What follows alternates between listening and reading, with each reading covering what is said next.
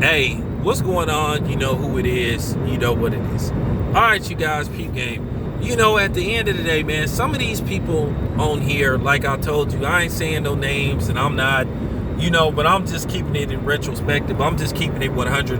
A lot of these dudes on here just don't want to hear the truth. A lot of you fans of shit, you want people to say what you want to hear. You guys are not boxing fans. You are groupies. Because at the end of the day, you guys worried about, what promotional company you do with and all that type of shit, who his manager is. Like, for real, it just getting to the point to where it just doesn't make any kind of sense. It's to the point to where it's lame.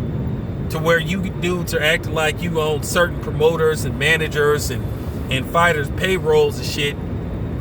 You guys talking about you want the best fights out there, but you worried about what promotional company somebody with. At the end of the day, any fight can be made if the fighters really want it to be made. And the promoters. At the end of the day, we know what's going on in boxing, and some of y'all is in denial about it. And it's just certain catchphrases that I need to debunk and expose and all that type of shit. Because like I said, some of these dudes on here with YouTube boxing channels, they not boxing fans. They're groupies and fanboys. And truth be told, you just got to keep it 100. That's what's going on. That's one of the biggest problems in boxing. One of the main reasons why we can't get the fights we want, because you got other dudes on their YouTube channels talking like they fucking promoters, and they sitting up saying, "Oh, this dude need to come sign with this dude." No, the fuck he don't, man. No, the fuck he don't. Do you think back in the day everybody was signed to Top Rank back in the 80s? Everybody wasn't signed to Top Rank. You had some people that were signed to Brock Newman. You had some people that were signed to Top Rank. You had people that were signed to Don King. Then, not to mention other promotional companies. I mean, some of you guys got the wrestler mentality. Sound like dude with Generation X, DX. If you ain't down with DX, we got 2 words for you. Suck it. Like, man, I ain't doing all that stupid shit. Like, where you gotta be down. Look, like I told you, I'm not on nobody's payroll. So like I said, I have no ties to nobody, as I said before. But I'm about to prove to you how fucking stupid some of these dudes sound when they be making some of their repulsive, absurd videos. Now, I hope this doesn't happen. Now, there's a rumor going around that Bud could be fighting Chris Van Heerden. I hope not. I think Bob Arum would be doing Bud a great disservice if he put him in the ring with that guy. I just think that would just be... I just think that would be a great disservice to Bud. Bud is too talented of a fighter. But at the end of the day, we know what's going on. We know people, no matter how much evidence you put in front of them, they either in denial or they just flat out lying. The people on the other side of the street, they just don't want to fight Bud, and that's just the bottom fucking line. And people can get mad all they want. You can call me a Bob Arum, whatever, fanboy or whatever. I ain't nobody's fanboy. I ain't on nobody's payroll.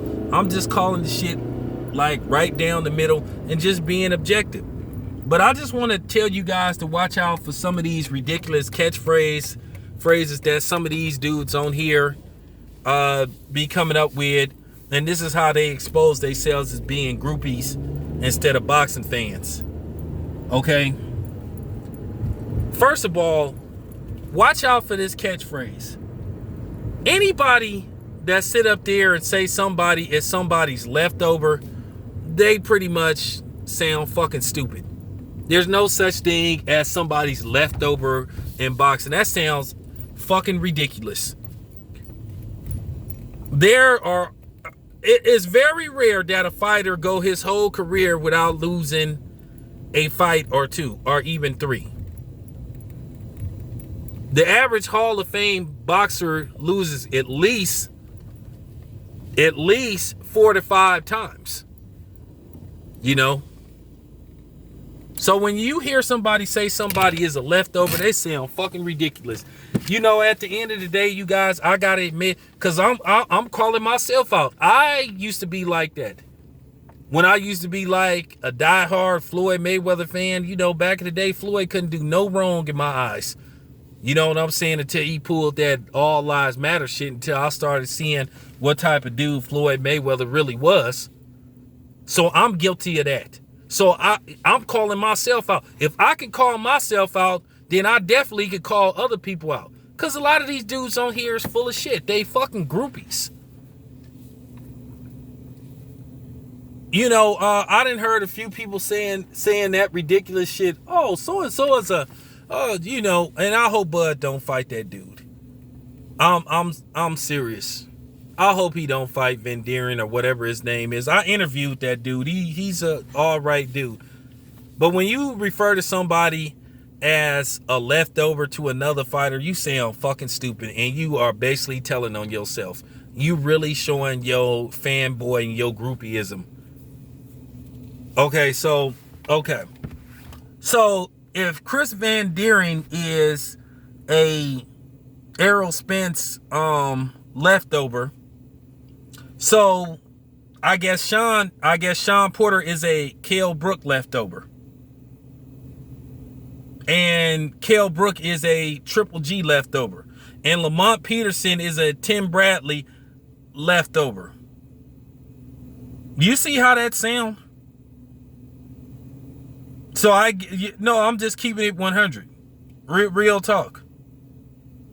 So I guess Muhammad Ali, when he fought Larry Holmes, I guess he was a Joe Frazier leftover. And I mean, this is, you know, real talk.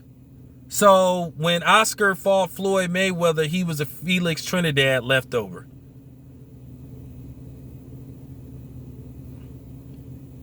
There's no such thing as a leftover in boxing. So when you hear dudes, if you hear anybody talk like that, they basically telling on themselves and they exposing themselves for being a groupie. And they sound fucking stupid. And it just got to be said. I don't give a damn about nobody being mad, because at the end of the day, truth be told, it gotta be told. Like I said, I could call myself out because I used to be talking that stupid shit until I realized I didn't mature since I got on YouTube. And if I heard some of my old videos when I first got on YouTube, but I got better with time. We all grow, we all get better. I sounded ridiculous saying somebody is somebody's leftover. That's fake boxing talk. You showing that you a fanatic of that particular boxer. It's okay to critique a boxer, say, hey, this is a dude coming off a loss. But when you refer to a boxer as a leftover for somebody else, like I say, all fighters mostly lose sometime or another. It's very rare. Unless you Joe Kazagi, Ricardo Lopez, Floyd Mayweather, Andre Ward, a couple of other people, it's very rare that you finish your career undefeated. Just got to be said. But y'all have to watch out for that type of shit.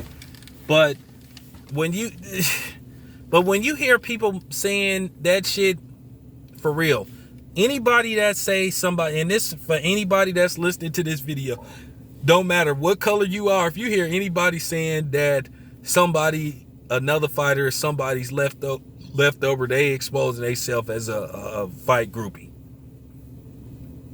Anyway, let me go in here and start my workout. This your boy Town Biz. I'm out.